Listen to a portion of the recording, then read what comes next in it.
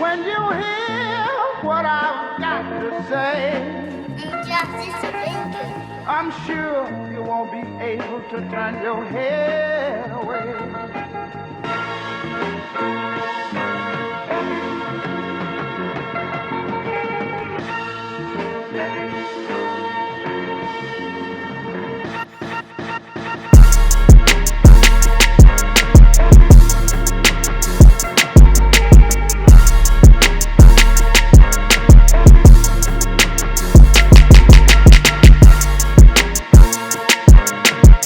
Alright, we back with another episode of The Concrete, episode 47. Appreciate y'all for tuning in. Keep subscribing, man. For showing all the love. Appreciate all of it. We back with another episode, special episode. We got another guy right here that's like, he's from my area. He's actually one of the famous people in what's going on right now. That's why I wanted to have him on here and wanted to like tell his story of where he came from and what he's doing now and what he got coming. So, iPodKingCarter, everybody. What's going on, bro? Appreciate you, my boy. Appreciate you coming on, man. I mean, you know, the long vibes. time coming, man. Indeed. All right, so if I didn't introduce you well enough, let the people know who you are, what you do. Wow. Where do I start? So my name is iPodKingCarter. I am a YouTuber, a Twitch streamer, used to be a Facebook streamer, just all around content creator, man, everywhere, for sure. Oh, all right. So, this is episode 47. We always like to start off with an icebreaker. This icebreaker I'm gonna go with is, I believe, I gotta go with the gaming, man. Like, we all play the game coming up. What is your all-time favorite system? All-time favorite system. Wow. I would have said Nintendo about a year ago, but I'm gonna have to go with PlayStation 5. Okay. Yeah. PlayStation 5. Yes, sir. Okay. Only reason, man, God of War, Spider-Man, all the new next-gen games, they are blowing things out of the water. Okay. Yes, Okay. sir. And so, like, I always like to ask people, like, where you from? Like, where you come from? Explain that a little bit. From here, Chester, PA, Chester, bro. PA, Yes, man. sir. I grew up over everywhere, really. Honestly, I'm gonna be honest, man. Used to live over in Sun Village. Used to live over in the Crosby Squares. Used to live over in the Fairgrounds. Used to live over across the street from Pulaski. I'm from all over. Like I'm really a West Side, East Side boy. So it's like it's crazy. You know what I'm saying? It's crazy, bro. Right. So, as far as like you growing up, how was your experience growing up from Chester? Like, cause being from Chester, there's a lot of violence, there's a lot of stuff that go on, a lot of negative. But I wanted to have you on here because what you're doing right now is positive, and it's what's going on right now. It's what's popping right now. So how did you go from Chester to now? Like, how was that whole process growing up? I mean, honestly, I'm like everybody else who grew up here, you know what I'm saying? Whether it was good influence, bad influence, we went with what we went with, you know what I'm saying? So me growing up, it was honestly trying to stay out the house, be my own man, be grown up, let my parents know, like, yo, take care of my sister. I'm gonna be alright. Be alright. You know what I mean? Because I got it from my dad. Everybody know my dad. Whenever they walk down the street and they see me, they be like, "Yo, y'all mean?" I be like, "No, that's my pop, bro. Chill." Right, yeah, legend. Yeah. So it's like for me, it was always like, "Yo, listen to your moms, listen to your pops. Try your best to make it home." You know what I'm saying? Because you used to be outside. You know what I'm saying? A little bit too late. Things go south. You know what's easy. going on at that time. Exactly, but I was blessed enough to know what it was like to be an employee, you know what I'm saying? So when I went out to Strathaven for high school, got into McDonald's, then got into other couple jobs, and then once I graduated, I started working at the airport, bro. Right. And from there, it was crazy. That's what I'm saying. A lot of people don't understand like the whole process. Like you doing like today, you had to go through McDonald's, you had to go through the airport, you had to go through Chester to be here today. Now you like famous for doing what you love. So like in your family, like who gave you that motivation? I know what your pop did. I know you come from a big family and stuff like that. But like who gave you that motivation to take it like to do what you love, I guess. Man, Because it's hard to choose what you love and not following somebody's footsteps. I'm gonna be honest, it wasn't Mom Dukes. Mom hated me playing the game. You know what I'm saying? I used to put the blanket over the system so none of the lights would show in the room. So when she creeped through the door, everything would be dark. Like, bro, I used to keep my system on because you know we had little memory sticks back then, and not even memory sticks. So it was always like I'm a gamer. I love gaming. It's my wind down time. But taking it professionally was something different. Like my wife, I was talking to her, and I was like, "Yo," like because I was pissed off that I had got in trouble on the job for using electronics. I've always been in the tech, so like that's like my go-to. So gaming consoles and stuff like that, and gaming computers is just another nuance of that. But bro, literally at the job watching Planet of the Apes in the break room, get fired. Gaming with people from St. Louis, New Jersey, LA, Dallas, and we all playing NBA 2K10 and playing from different places. So one of my homies was like, "Yo, man, we need to recruit more people." And I'm like, "Man, how we gonna do that?"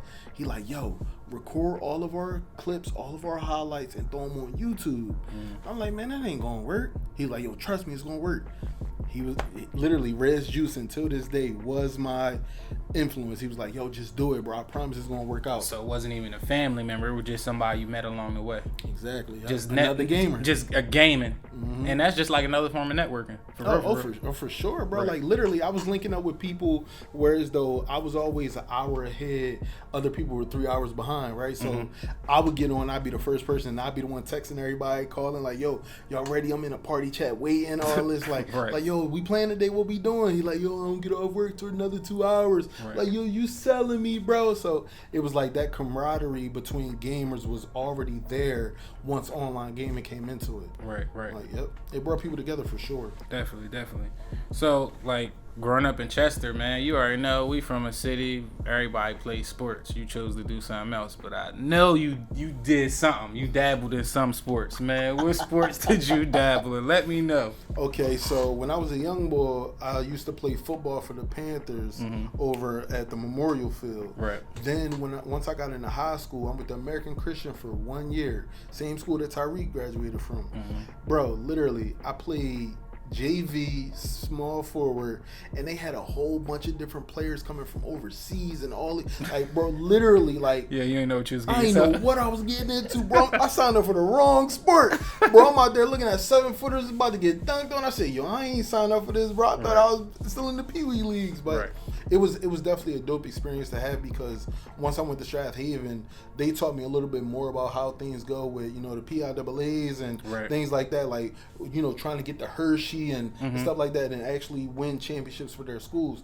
They actually taught me that. You know what I'm saying? American Christian, I thought I'm just going to school, learning about the Lord, but they took their sports program serious too. Yeah, it was a basketball program for real. For sure. So, like, what you do, you do every day.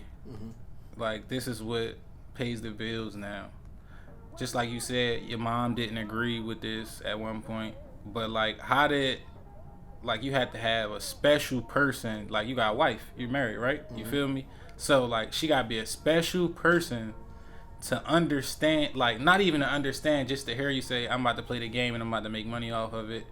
And, like, what was her whole thing from it? Like, well, let's just say the first couple months were shaky. Okay. So, basically, like I said, I started gaming heavily once I had got fired from the airport. Once I got fired, I still was fighting for my job to get it back. I had to travel down, you know, and do all this different, you know, lawyers and bits and stuff like that. But it was literally the building blocks of, "Hey, bae, I need you to be quiet real quick. I need like 10, 15 minutes. You know what I'm saying? Hey, bae, can you stay in the bedroom a little bit? Boy, I'm trying to cook dinner. That don't even sound right. Give me 10, 15 minutes. I promise. It's going to come out nice." So literally, it'll be me, my son. I'm holding him while I'm editing on the laptop. Like, we started from like humble beginnings. Like, I used to be on little fold-up tables, the little single sitter johns at the barbecues and stuff. Bro, I started out crazy. I used to record using a G1 cell phone, held up against like a glass or styrofoam cup on an ironing board, pointed at the TV. You know what I'm saying? That used to be the way I got my footage, bro. And look at you now, though. Yo, yeah, it's crazy, bro. So, like, just like I said, she gotta be a special person, but in return, look what it got y'all. Like y'all married. Like, tell us about that experience, because I remember when you got married, like you did it big. Like you did it big. Like you did it exactly how you were supposed to do it. So it took me a couple years to save up for everything, but her ring was the most expensive thing of all. You know what I mean? It was her ring, my ring, her dress, and then everything else was like, yo, we gonna go to Vegas. We're not gonna go through a drive-through. We rented out a balconied wraparound room at the Cosmopolitan Hotel in Las Vegas. Brung out almost everybody that we could from our immediate family and got married on the balcony. That's tough, man. Yeah. That's tough. Yeah, it was amazing. All through games. All through gaming, bro. literally, all That's through tough. gaming. That's tough. So if y'all watching this, man, this is motivation. Learn from him, man. He's a guy you need to know about. So, like, I know everything ain't great through it. Like, what was like a point in it that whereas like you might have thought maybe this not it, or maybe you got to a point to where you got too confident and had to step back a little bit? That would be 2017 to 2018. There was a moment where everybody was trying to hop on a bandwagon of streaming. Right. And of course, this is way before COVID, but a lot of people were saying to themselves, hey, if I leave this platform to go chase another platform, I might be okay moving my fan base over. Right. Huge mistake. Yeah, that's kind of hard to do. You know what I mean? Nobody ever does that in no business that we've ever seen. Nobody ever says that, okay, I'm going to stop going to CBS for my news and go over to NBC for my news. Yeah. You know what I mean? I want my CBS, Good Morning America every single time. And if my actual, like, anchors, my panelists, analysts, they all leave and decide to go somewhere else, no, this person loves the brand. Right. They do love you. They love who you are, but you can't take everybody. Right. Because everybody don't want to go. Exactly. Maybe the platform isn't as simplistic as it is. Maybe the platform is a little bit too clunky. Maybe they lag on that platform when they go and watch that content there. And that was the learning curve that I had to learn. I tried to pull, I think it was 300,000 people over to Twitch, and maybe only 30K of them came. It was a great substantial number, but it wasn't a one-to-one. Right. And that was the learning curve, because what ended up happening was it was a trying year because the views wasn't there. I stopped making YouTube content like I used to because I wanted to focus on the streaming. So the revenue was definitely down. But what came from that was people actually saw, like, hey, this person gives a darn about streaming, so let's give him a chance. And that's when Facebook Gaming came about.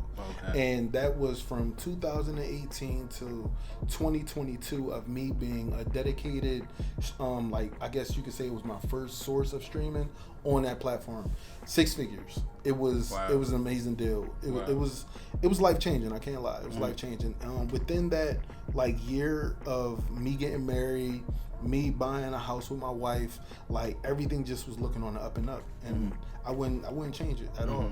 We all have our downs. It's just, how are you going to crawl out from it? You know what I mean? Are you going to give up? No. Right. Are you going to pivot? Yes. And it's just all about pivoting and keep pivoting to basically make you feel like, okay, you know what, I'm in the right direction. Right. So, like, just like you said, like, you've done some amazing things with gaming. Like, but what type of business deals that you ever, like, you never thought you would be, like people you thought you'd be working with, like collabs and stuff like that, you never thought you'd be working with? One thing for sure, I would have never thought that I would be in the news and media pit at a Def Jam concert, actually interviewing musicians. Right. I would have never thought in a million years that gaming would have taken me to the point where everything just cross-pollinates. Right. That is huge. Like, that's something where I remember I traveled to Japan with my wife and family for my daughter's, I think it was like 5th birthday. And I think we were at like Tokyo Disney or something like that. And somebody knew me in Japan. Wow. And I was like, even if it's just one person, that's crazy. Yeah. Like, how in the heck how did you spot me? crazy. And Right. I'm like, when instances like that happen, I always say to myself, I gotta have a conversation with this person. I gotta know like what they went through, how did they learn about me, what have I gotten them through? Because I can tell you right now, my fan base has gotten me through so much. Like I said, we all have our ups and downs, but our fan bases, IKC Nation, what up? Like they get us through, like Right. for real, for sure. That's tough. So like just working with those type of like doing those type of things with Def Jam, like how did they come about though? Like how do they reach out to you? How do they like, because you play the games, so I'm trying to figure out like how do they say, all right, we want iPodKingCarter to host this, or we want to interview people. So this is how it went down. In 2022, while the world was opening back up and everybody is starting to get traveling and stuff, I went to Atlanta for a gaming tournament. It was a $10,000 Play Now tournament for NBA 2K23. And this was hosted by a company called AURN. They are basically a conglomerate that syndicates radio. So they have a bunch of different, personalities and stuff like that on staff. And one of my homies, Hip Hop Gamer, who has been in the game just as long as me, actually invited me out to and said, yo, I think you'll be a nice fit for this. He was doing his own radio hosting on there. Then I met one of my homies, Miss Basketball, which she's doing amazing things as well. She just sparked a Billboard collab with Adidas. Like, bro, it's so much like from this game. I'm telling y'all, it's wide open. It's wide open. So AURN, after the tournament, they was like, yo, you were such a good sport. You was really cool headed. Like nobody, used any foul language or nothing like that. It was camaraderie. You know what I'm saying? It was laughter. Like we would love to do something more with you. And that's when they asked me to throw my own half an hour Twitch stream dedicated for AURN Gaming. Okay. So this is a company that not is only in radio, but now they hopping over into gaming, doing money tournaments, doing tournaments for giveaways, doing free giveaways during the tournaments for just being a viewer of actual money, game codes, and all of that. And what came from that is, again, since they're syndicated in radio, they wanted somebody to go out and host during Def Jam, Summer Jam. So once Summer Jam came about, I literally in New York taking the train, had the videographer with me. We was mic'd up, like interview NLE Choppa, Lola Brooke. Who else was there? Jada Kiss was there. Me and Sheik Luch. Yo, Sheik Luch is hilarious. But one thing about Styles P, bro, big hugger. I would have never thought that Styles P was a hugger. Right, he hugs people. He appreciates you. Yo, I'm telling you, bro. I was like, yo, like, man, I knew this boy for 30 years. Like, that's how I feel. Like, but it's like, yo, I always tell people, whether, you're a musician, you're a gamer, you're a movie star, we're still people. You know what I mean? And just having real conversations with people, it really changed the game for me. You know what I'm saying? Because we always trying to figure out ways to, support our families and stuff like that. But I love to hear when people want to learn more. Right. You know what I'm saying? And so many people's like, you game? And I was like, it was like, why you keep asking me all these gamer questions? Oh, baby, I'm a gamer. Right. Like, oh, you game too? So, just learning like, people actually play Mortal Kombat and other games like that. Like, it's crazy. Like, So, like, just like you said, you played in gaming tournaments and stuff like that. Like, what's the biggest cash prize you ever played for? Ooh, I think it would be $35K. Damn. I lost though. I ain't gonna count. I lost it all, bro. Just to be there is a great opportunity, though. You know what? And I'm gonna be honest. That's how it is. Like, it's a great opportunity only because when you're playing for sums of money in anything, people will remember your name. Right.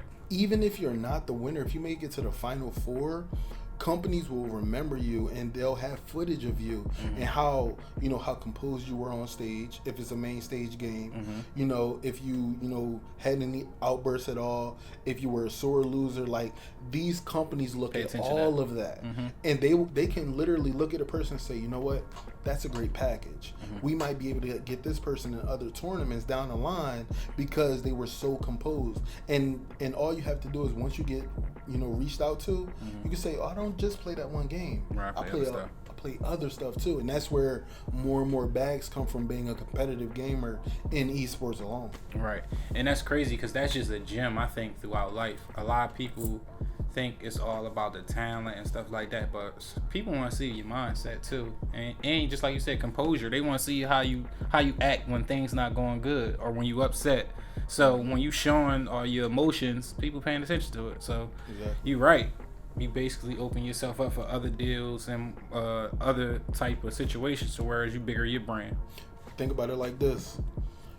I'm gonna just throw a random brand out there. Take Sony for instance. Mm-hmm. Sony don't know us, Mm-hmm. but Sony might know somebody that we've worked with as a brand down the line, because that team has a PR team. Right. They have multimedia team. They have a management team. They got a bunch of different emails that they can reach out to to get the lowdown on you and me. Right. So that's what it really comes down to. I had sparked a deal with Best Buy, and I knew nothing of it. How does that work? You know nothing of it. I know nothing of it. Literally, I get a call from a company I used to be with that was a multi-channel network, and they said, Best Buy has been reaching out to us about you, and they want to know if you want to work with HP. And I'm like, HP? Yeah. Ooh, HP. Yeah. So it's like things like that. You don't know who's watching, and you don't know who's going to reach out. So you have to assume that everybody's watching, and everybody will reach out at some point in time. That's the mindset that you have to have in anything. Like even in podcasting, like literally everybody, y'all watching, right? Like, like that's the way that I approach everything. I always approach every situation, every encounter, every conversation as in everyone's watching and everyone's listening. Okay. So I also wanted to talk to you about this. I know you real heavy in with 2K and stuff like that. I actually have a cousin that he acts. They used his face for I don't really play the games like that, but the random default black guy that they use for 2K all the time. You mean like the AI map player, like Freak? When you're doing a story, it used to be the map player. Yeah, the guy that they used to use for you used to be the face. Yeah, the map player. What's his name? Like Freak, like AI, MP. No, his name is William Belgrove, but he's the face. Matter of fact, I'm gonna just show you. I'm gonna just pull it up. Yeah, let me see. Because I could tell you what year, what name, because you like for the last few years the name has been MP, and they also had. This is my cousin, but bro, yeah, that's what I'm saying. Like I can't explain it. Yeah, I can't explain it, but I forgot his name. Yo, Ellis Jackson, bro. Oh my God! Yeah, that's my cousin. Yo, he's from Queens, but he live in LA. That's fire. First of all, Ellis Jackson, you put me through it. But what I will say is, I have seen William in the other content as far as TV shows, and I love him in those. Yeah, for sure. But you put me through it, Ellis. You put me through it. Yeah, but they've been using his likeness for years, and his voice is so prominent. Like as soon as you can't even be looking at the screen. You can be in the kitchen getting something, and once you hear his voice, you run to the TV like, hold on, they got Ellis in this joint. What? Right. It's crazy because he do a lot of voiceover stuff too. Because just because you said his voice, how he sound, he do a lot of voiceovers for people. Yeah. And he been doing this for years. That's why I say it's kind of crazy. I don't really play the game, but one day I was playing a game in college. My homie's playing the game. I'm looking at the game. This guy looks familiar. Call my mom. Listen, I literally called my mom. I'm like, Mom, is William on a 2K game or something like that? She's like, I believe he said he was on some type of game or something like that. I'm like, this gotta be William. Then I called him. He's like, yeah, that's me. That's crazy. I'm like, they've been using you on here for years. Like you somebody like yo, big in 2K. 2 to 3 more years from now, it'd be year 10. Right. If they keep using them, and I believe he's in 24 too. He's in 24 as well. Yeah, in some capacity. Okay, it's crazy. So how did you? We got off task, but how did you get involved with 2K? How did that whole opportunity come? Okay. Because you actually know the guy that creates 2K. You yeah, some of the developers, you know what I'm saying, stuff like that. Yeah. So this is the crazy thing for me. When I started out making content around 2K, I would have never believed I would be sitting here talking to you about what I do. Right. First and foremost, that's to me, that's like a blessing in its own. But what ended up happening was 2K, the company 2K Sports, they were trying to figure out how to get content creators and people who play the game, whether they are game testers and stuff like that, out to a community day. Okay. And this was back in like 2011, 2012 time. Okay, this is early on. Early on. So we went to the first two, and we were coming up with like all these amazing ideas that, you know, they've implemented into the game over the years. But it was like literally going out to Nevada, California to play your favorite video game. It's crazy. It's just like, I literally speechless to this day. Mm-hmm. You know what I'm saying? And it's like over the years, as I've had relationships with people like Ronnie 2K, LD 2K, Mike Wang, Eric, it's like the opportunities that not only I've made for myself from the video game, but the opportunities that the company has given me is bar none. Right. Like literally in a commercial with one of the best basketball players of all time. Right. I can always say that's literally the biggest moment in my YouTube content creation career, is to be in a commercial with Kevin Durant. It's crazy. Insane, bro. Crazy. And that stuff you ain't even dream about. Not at all. And the craziest part is, it was a surprise. Like, so when it happened, you had to act normal, but it's just like, wait, hold up. Nobody warned me about this? Like, it was nothing normal. Nothing. Literally, every moment about what happened in, we was in Oklahoma City, it was not normal. So Ronnie 2K hits 4 of us up, and he says, yo, I want y'all to fly out to Oklahoma City. We got some content and stuff that we want to show you guys. And we just thinking we about to go out to Oklahoma City. We know that KD, the Spurs, like they all, like Oklahoma City and the Spurs is playing each other right now. So like we thinking like, oh, we about to go to a game. We about to be doing this, boom. And bro, they take us into a room. They say, yo, we got some contracts here. We like, all right, what is this I'm reading the contracts over. It's if you are with a union for being an actor, right? I'm like, no. No. And like, what are we talking about here? Then they show us that we're supposed to be making money from something. We like, what is this all about? They just putting y'all on game for real. Literally. And then KD walks in, and we all looking up like, yo, what is Bull doing here? why he here? And then they broke it all down to us and what we was gonna be doing. That's crazy. It was the craziest surprise ever. Like that's probably the most I've ever been surprised. And people try to surprise me on my birthday, all that. Right. That was crazy. Right. So some people might think what you're doing is not work. Some people that's not thinking outside the box. But being good at something is work. Like you gotta practice, just like any athlete, actor, anything you do, you gotta practice. So like, how do you schedule your time around like perfecting your craft and making sure you're doing what you gotta do to keep your brain growing? One thing about me is I'm very meticulous when it comes to doing work for brands. Like right now I have 2 items coming up that I'm currently under NDA for, but I feel like they came out really, really dope. I'll show you something after. But when I work with brands, everything that I do by myself, or I hire a videographer. Yo, shout out to the Philly Prince, you know what I'm saying, 215, you know what I'm saying, that's my guy. He, like, whenever I need something, he is always there to hook me up. He's been doing powerhouses, he's been doing weddings, like all different types of video stuff all the time, and he's one of the people who worked on my Mountain Dew shoot a few years ago. So it's like, man, I always reach out to him. But being meticulous in that is one thing, but having to still be good at the game, in multiple games at that, still having to create opinionated content without crossing the line, because sometimes you can say your opinion, but sometimes some people start attacking others when in fact it's just not their fault. Exactly. You know what I mean? Because you may not know what someone else is going through, whether they're trying to build a game, promote a game. That's their job. Right. And we all have jobs. Whether my job is to give an opinion on something, or my job is to play something at its best or its highest level, hardest difficulty, I have to keep practicing that every day. So most of the time it's about, I would say, 3 hours of gaming on whatever game. That's my lab time. So like, it'll be those moments where I'm not super serious. I'm just getting animations and stuff right, because I might have took like a week off of like one specific game. Like for instance, Spider-Man 2, one of the best games ever made. I'm just gonna go ahead and say that now. I played that game for about a week. Then I hopped back on 2K with a brand new build that was like a 92 overall. And Yeah, I went out there and missed my first 6 shots. But I didn't get down about it or anything like that. I'm like, okay, I'm looking at the time and looking at the time and looking at the time. And eventually I got my timing back.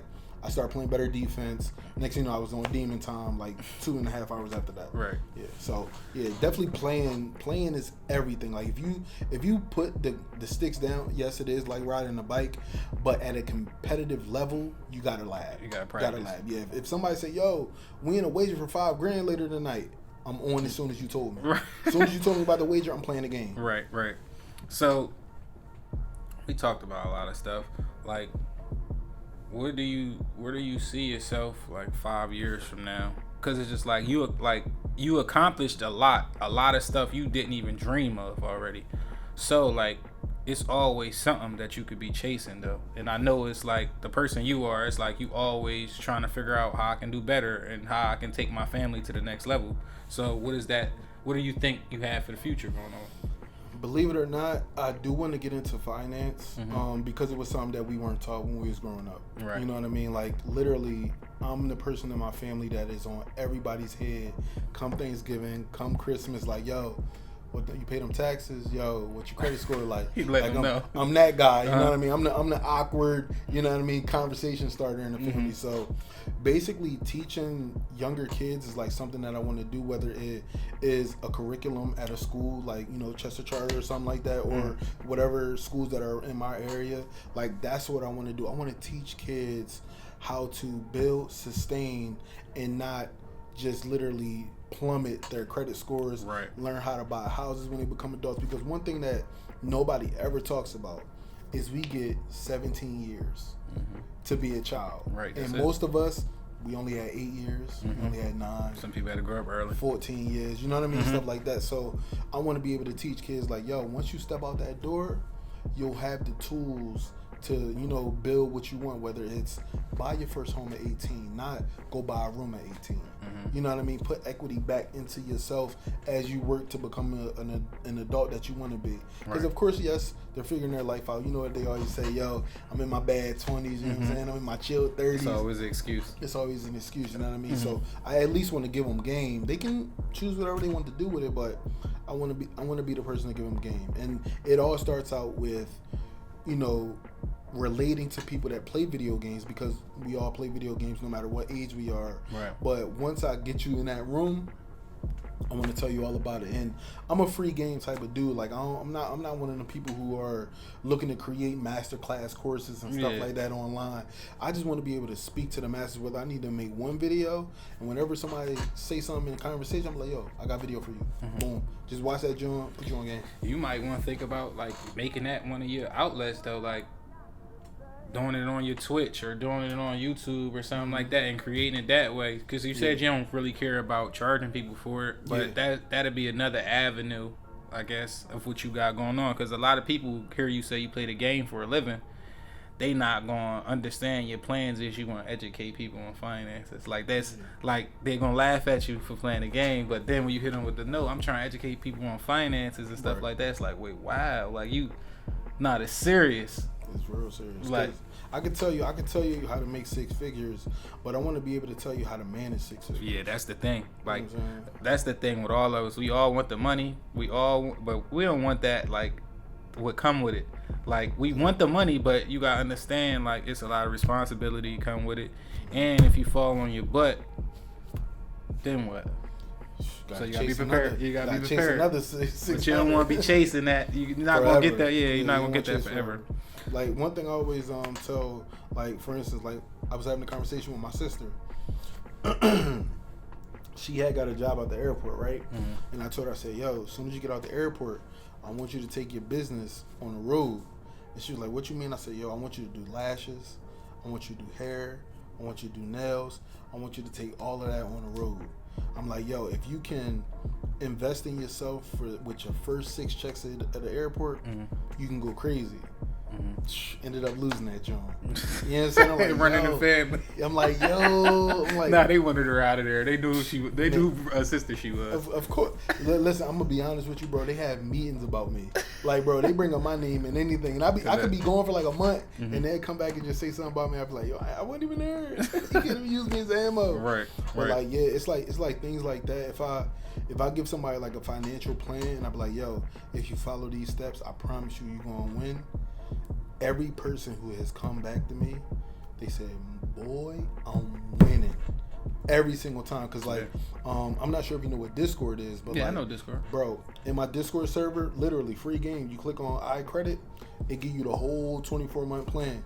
You can go from wherever you at to $750. Easy. Like, bro, if I where's my phone? Like, if I, so this is how my drinks be.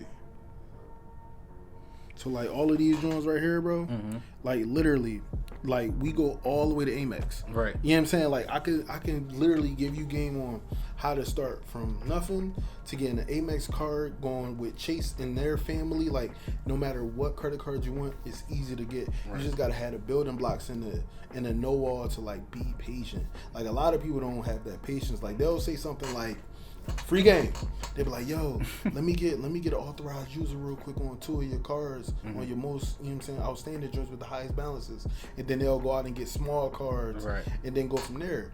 You might pay somebody maybe $800 for a trade line.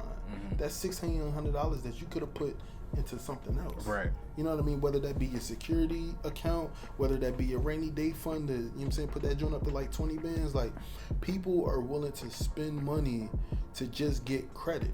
And it don't make sense because credit isn't actual money. You know what I'm saying? Like, the actual dollar that you have in your debit account is not the same as the dollar in the credit account. A lot of people don't be knowing that. Exactly. They be thinking as soon as they get a credit card, yo, I'm up 5 bands on them.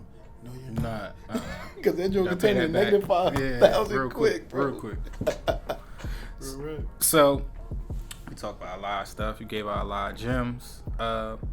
It's a lot of kids, just like I said, it's a lot of kids want to do what you do at your level. Like, and I know, like, you know that, like, you understand that.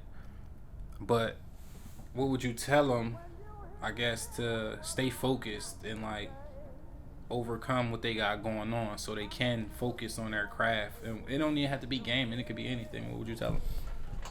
I would tell them to wake up 5 o'clock in the morning every day, right? Because that's going to give you awareness and scheduling. You wake up 5 o'clock. If you could work out from 5 to 6, work out from 5 to 6. Once 6 o'clock come around, get yourself ready for school. You know what I'm saying? Once you go to school, plan out the rest of your day. You have in between classes, you have time in classes. Stay off the phone. Stop scrolling. You can scroll to learn, but scrolling to laugh, you can do that anytime. Pick out maybe a half an hour to an hour of that time for yourself to laugh. But for everything else, you want to constantly keep learning. Now, if you play sports, you already know. Working out at 5 a.m., that's love. That's what it is. You know what I'm saying? You know you're going to go to practice after school. Make sure you eat, drink a lot of water. You know what I'm saying? Because you want to stay hydrated and sustenance and stuff. But when you come in the house, do everything that your parents tell you, whatever your chores are. Then after you get done that, carve out more time for yourself, whether you're doing schoolwork, still learning. But if you're a gamer, that's the time that you want to work on your craft. When the rest of the world is done with you, you got time to yourself for you. You know what I mean? So I'm the type of person, my son, he is a outside kid. So he's literally probably one of the top 5 people I've ever seen play Fortnite, right? But he loves to play football, so he plays for a school. And he was literally sitting down with me the other day like, Dad, my schedule is too crazy. And I was like, tell me about it. He was like, well, I'm waking up at like 6 o'clock every day, but sometimes I might oversleep until 6:30, and now I'm running behind on the clock. You know what I'm saying? I'm trying to do my tie in the mirror in the dark. I'm like, well, turn the light on. You know what I mean? But he's just letting me know, like, things are just it's overwhelming. Schoolwork is overwhelming. Sports is overwhelming. Having to be in after school programs is overwhelming. And when he comes home, it's like, yo, he got all this stuff to do, and he's like, he never has time for himself. You know what I mean? So he'll stay up until like 11 or 12. I'm like, well, you got to condense your schedule. What matters to you? I said, if I take your phone away from you for the next 3 hours, what will you do with that time? And I took his phone for 3 hours. He was like, yo, Dad, I didn't miss it. He was like, I was actually playing my game, I cleaned my room. I was doing all these things that I say I didn't have enough time for them is because I took the phone. Right. You know what I'm saying? So the biggest thing is staying focused means taking out all distractions. If you can open up your iPhone right now and see the screen time, if any of those apps say more than 3 hours a day, you're doing it wrong. You only get 8 hours of sleep and you get 8 hours in school. So you only got 8 hours to work with. So if you were on your phone for 3 out of those 8 hours, the other 5 hours, did you waste them? Right. Did you do what you were supposed to do? Did you learn how to edit on that editing program that your friend told you about? Did you go on to YouTube and learn how to actually, do lighting and things of that nature? What did you do with that free time? That's what matters.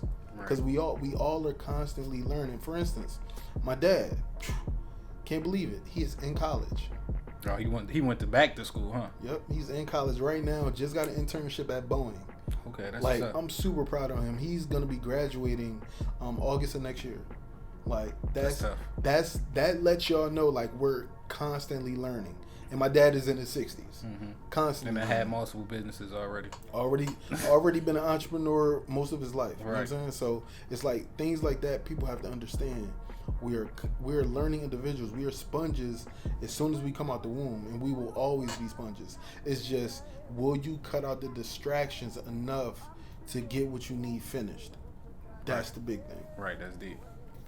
So, appreciate y'all for tuning in. This is episode 47 of The Concrete. Appreciate my guy, iPodKingCarter, for coming through.